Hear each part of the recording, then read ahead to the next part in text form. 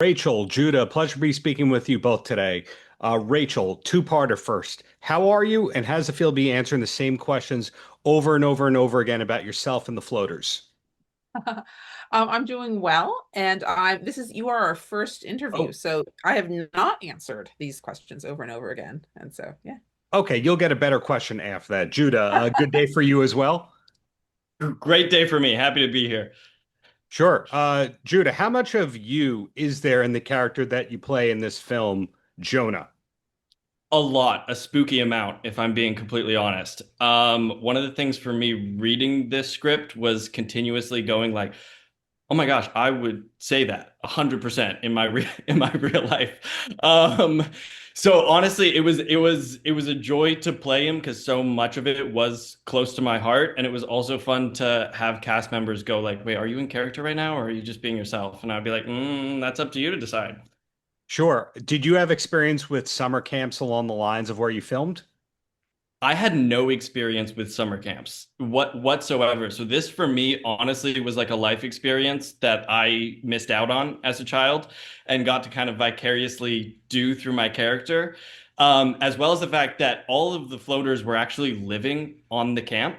Mhm. So we really had kind of a summer camp experience while filming. Same kind of question at you, Rachel. I know you're a native New Yorker. You also did college in New York, etc. But did you have experience doing any upstate New York sleepaway camps or anything like that? I didn't. I never went to summer camp, and so for me it was also kind of a diving in and maybe also kind of bringing an outsider's eye to that experience and sort of just like, making it within this joy of initiation of what that can be. Well, the other side of that, had you been to the Catskills before directing this? I spent about a bit of time at the summer camp. So we filmed at an actual summer camp in Berryville, New York, and just being there and kind of absorbing all of the vibes and energy and texture of that place was, I think, super beneficial for the film.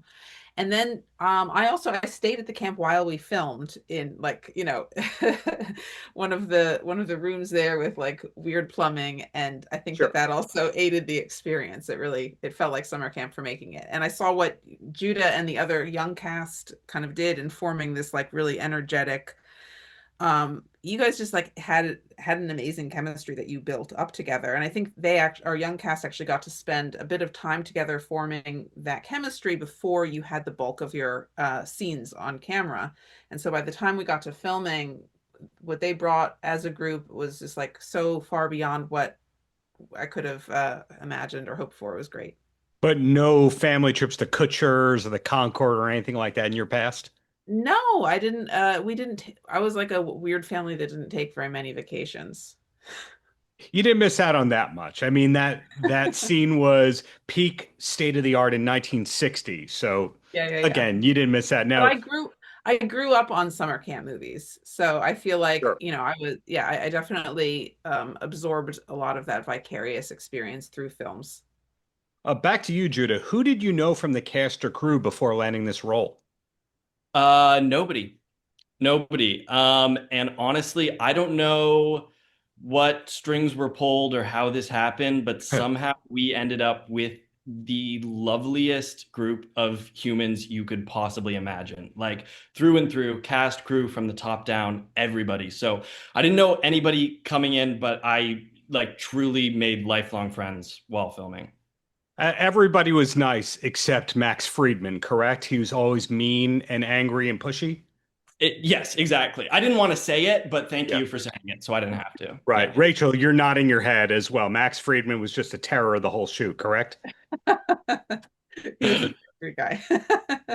Yes. So, Judah, back to you on this, though. How do you pack for a film shoot like this where you're kind of off the grid and you're in nature and you don't know what the plumbing is going to be like? Did you bring three suitcases or did you just let it all go to the wind and worry later?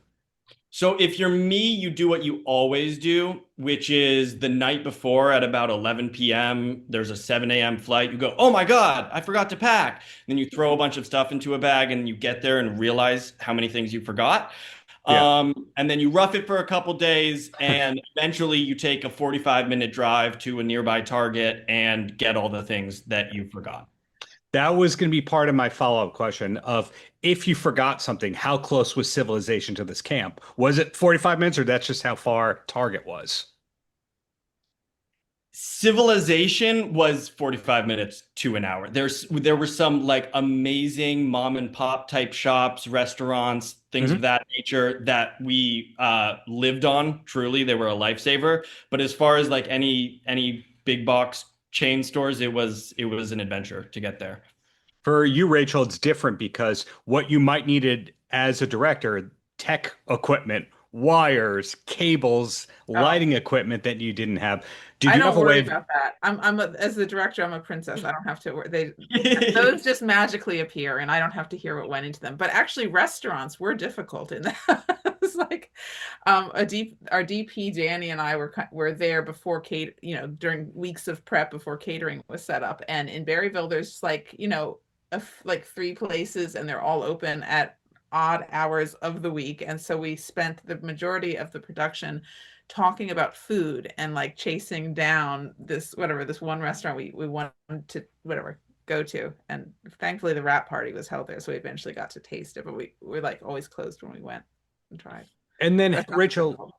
how long was the shoot itself? And let me tell you, I found out about this film in either late 2023 or early 2024 when the trades were talking about, oh, filming just wrapped. And they said, here's the cast. And he went, this is an amazing cast with a lot of notables. But Mhm. sometimes things are misreported. So was it actually wrapped in early 2024? Yeah, was it 2024? It's such a blur. Yeah. When did we wrap? It was in September. Was it 2024, Judah? That's a great question. I don't know. I think would it have been September of 2023? It was 23, right? I think so.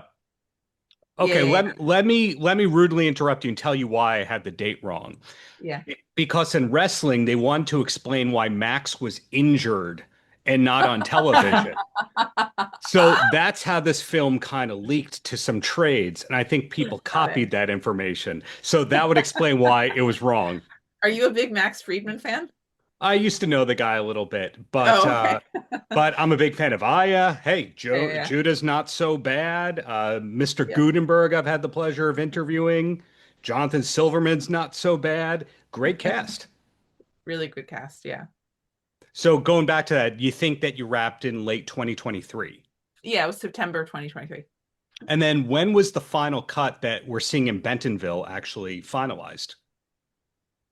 Um, a few months ago? Got it. Yeah. Is that the final cut or is it just considered a festival cut? No, it's final. It's the final cut. And did it evolve over time? In other words, were there music clearances that you tried to make happen but didn't? I mean, we got all the music that we wanted. We were very, yeah, yeah, yeah. That was music is a big part of the film. Mhm. And yeah, I think we have a killer soundtrack. And a follow-up question, totally different area here. So doing some other research on you, Rachel, looks like your next film is Miracle on 74th Street. Is that correct? It's actually been retitled, so it's now called Influenced, but yes. Yeah, I was lucky enough to make a couple films back to back these two Oh, years. So yeah. okay. So I was going to ask, what was the gap between that one and this one? It was in terms of productions, it was very fast. I was pregnant on this one. Mhm. 6 months pregnant when we made the floaters, and I had a 4-month-old infant when we started production on Influenced. So it was, yeah. Impressive. Yeah, I Impressive dropped. that it all got done in the midst of dealing with Luckily that I actual had the life. window to drop the baby. Yeah. And Judah, in your case, are we allowed to know what's coming next, or is it all embargoed and the trades are hiding it? Unfortunately, that is the case. So you'll just have to stay tuned. But to confirm, there's Sorry. no injury angle that they're writing you off from for you to work on those things, correct? As of now. As of now. So, the last question to both of you, Judah, you first. Very vague, general question here, but was there a highlight for you in making the film, a single thing that was the best part of it for you? Really hard to say, honestly. I think on this, I would have to go with the people. honestly. This was just like one of my favorite groups of people to film with that I've ever experienced. So there's still group threads, group chats going. Oh, absolutely. That's how you know it's a movie that went well. Rachel, do you have any group threads going still? I don't have group threads with the cast, but I'm kind of off of that. I would give the same answer. It was really, there's what's the saying that casting is like 99% of a director's job, and we really put a lot of thought into assembling this group of actors. And it was just like it was pretty incredible to see what they created with their characters. Um, so yeah.